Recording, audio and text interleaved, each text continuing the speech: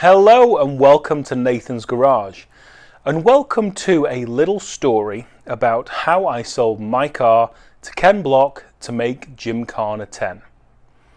How did it all start? So the car was a red Merca XR40i, Mercor, you get the idea, Merca XR40i.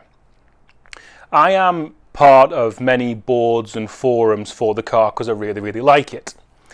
And a post popped up one day saying, please save my car, it's going to get crushed. And the car was in Santa Clarita, which is pretty close to me.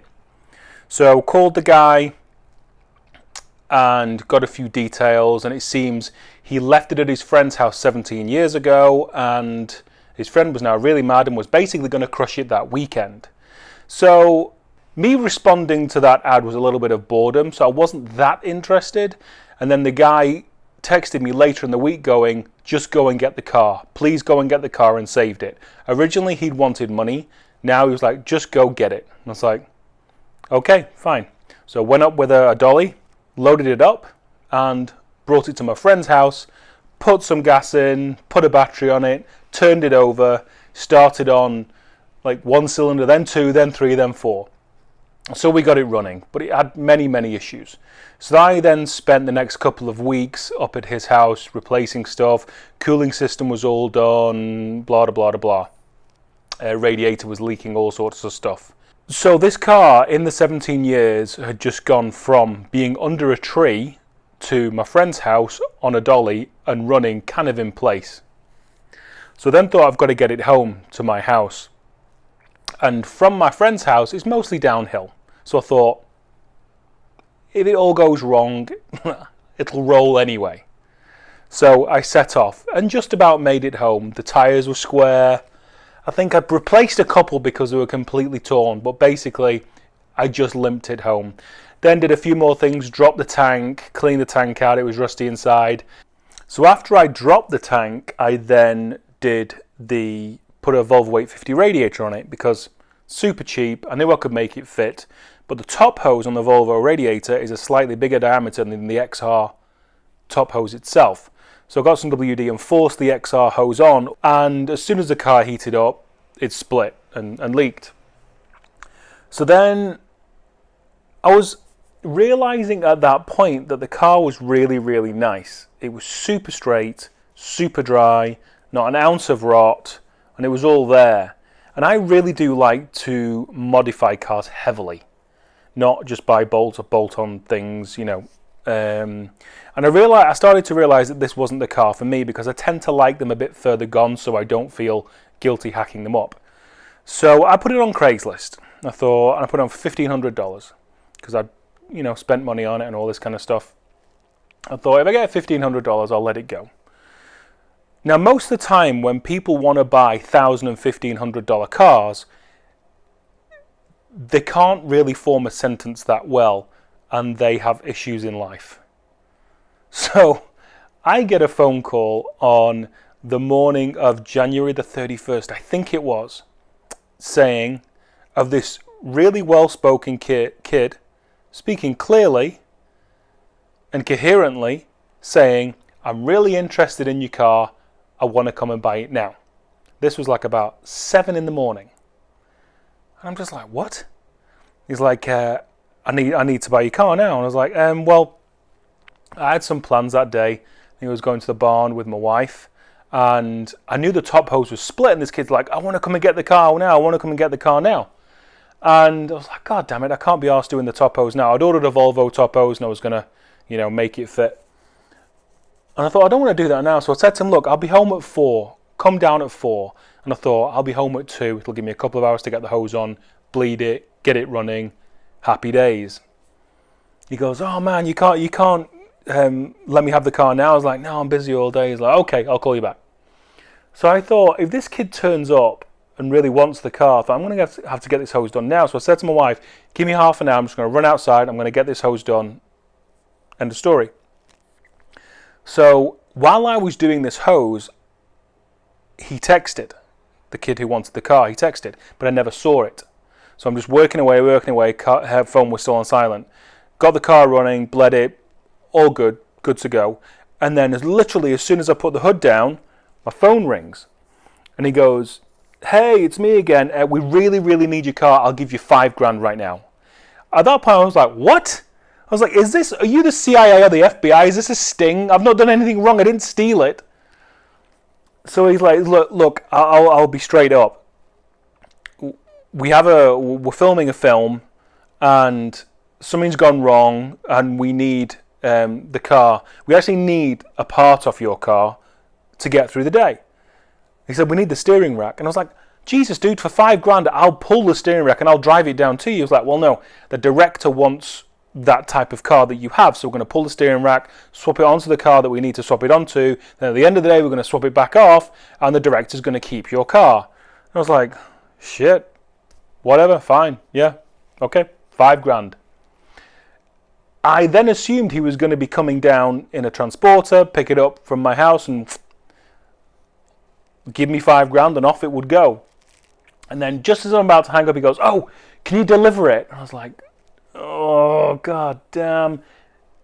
Because I know in the past 17 years, this car's done about 7 miles downhill in cold air. Because XRs love to get hot, love to overheat. Now, at this time, when this kid's on the phone to me, it's about 8:30 in the morning, and it was really hot, like super hot. And I'm like, god damn it. So he goes, can you deliver it? And I'm hoping it's going to be in the valley. Thinking it's a car movie, don't need space. Let's hope it's in the valley. Let's hope it's a mile from my house. And he goes, can you bring it down near Long Beach? And I'm just like, god damn, I'm in the valley. So between me and Long Beach is masses of traffic, downtown, freeways. It would be a nightmare. So I was like, well, okay, fine, I'll do it. I've got AAA, what more can I do? So I then tell my wife that I can't go to the barn. I'm going to take this car down to near Long Beach off the 110. And I load the car up with every single tool I've got. Gallons of water, loads of charging sticks for my phone, USB cords, just you name it, everything. I've got a trolley for my toolkit, my bags, everything. The car's loaded. So I set off. And I just built an exhaust for it as well, which was loud as hell. So unbelievably loud. So I was like, shit, like the police may not be happy about what I'm doing. And also I changed it over to Mustang pony rims and I'd guessed on tire size and they stick out quite far on the front of an XR, and I should have gone for like 195 45s and I went for 205 55s. So every time I hit a bump, big rub, huge rub. So I set off and I'm just watching the temperature gauge and I'm listening for the fan coming on. I'd fitted an electric fan, listening for it coming on. It was kicking on. Gauge is going back down. I'm like, okay. Brakes, I'd not touched the brakes, not bled the brakes, not done hoses, nothing. So I head down Buena Vista and then I'm on the 134. And what I hadn't realised is when you're on side streets and you've got a rubbing tyre, you can slow right down and it's not so bad. When you're on a freeway doing 55, you can see a dip coming in front of you. You can't jam on the anchors because you've got people behind you. So it was rubbing so bad that every time I did a dip, it was like, and big plumes of smoke would come off the front fenders. I'm like, god damn, how am I going to make this? I'm thinking the edge of the fender is just cutting into the sidewall of the tyre. So I carry on, so it starts taking me around Dodger Stadium, down the back end of LA, up to the 110. And I'm like, holy shit. And then the kid calls me and goes, where are you? Where are you? Come on, we need you, we need you. And I'm just like, I'm on the 110. Like, have you got the money? He's like, yeah, I got the money. So I'm on the 110. I'm down to like 50 miles an hour. Everything's going fine so far. Temperature's good, all this kind of stuff. I'm hitting these potholes. It's like wearing a hole through the tyre. Come off at Manchester, turn left. And then obviously it's slower streets and it's really flat. And I'm thinking, holy shit, I may actually make this. And then it calls me again. I go, dude, where are you? Where are you? And I'm outside of a huge factory. And he goes, that's us. There's big blue tents. Pull towards the blue tents. I was like, okay, cool. So I pull in left, and this kid on a skateboard comes straight down. He goes, follow me. And he turns around, and he's got a Hoonigan t-shirt on. And I'm like, okay, I get it. There are a few of us in America that like European Fords, but obviously the one big guy is Ken Block. And he's got his escorts and all that kind of stuff. So I pull around the back of this building, and there's the little go-kart Escort rally car is zapping around with a dude on rollerblades with a camera, and he's holding onto the back of it, and they're going under trucks and all this kind of stuff. So literally, I pull the car to a stop. He gives me $5,000 through the window, and then another PA runs up and goes, "I need your car, I need your car, I need your car." I'm like, holy shit. So just literally dump everything out in the middle of a parking lot. Tools, trolleys, bags, wires, everything. And he takes off in my car into this huge factory and gone. So he then says, we don't know who we're going to register the car to, so just give me 10 minutes and wait here, sort of thing. So I'm looking around, I think I see Hurt is there, and then Ken Block is like wandering around kicking stones, and I'm just like, holy shit, this is insane. So he comes over, we sign the paperwork, I've got my money in my pocket, got my trolley and all this kind of stuff, and we start trundling back towards an exit. And as we go past Ken Block, and I was just like, I said to him, I said, do you mind if I say hello? He's like, well, he's had a bit of a bad morning, you know, shit's gone wrong. So probably not. I was like, totally fine. So then we go in, and I look to the left, and I see my car up on jack stands, axle stands that look about that high, next to his Escort WRC car that he's using for the scene. And what had happened, he'd clipped one of the posts with the edge of the front wheel, and had broken the rack mounts. So that's why they were swapping the rack from mine to his. And I saw Brian Scotto over, and I said, do you mind if I go and say hello to Brian? Because I'd seen him on the Hoonigan channel and everything. So I went over, said hello, super sweet guy, and it was like awesome. Absolutely awesome. So then, like a complete hobo, got my trolley, walked outside, and I'm then in the middle of, you know, not the nicest part of LA with $5,000 in my pocket, and I was like, time to get a lift. So that is how my car helped the making of Gymkhana 10. That was a good day.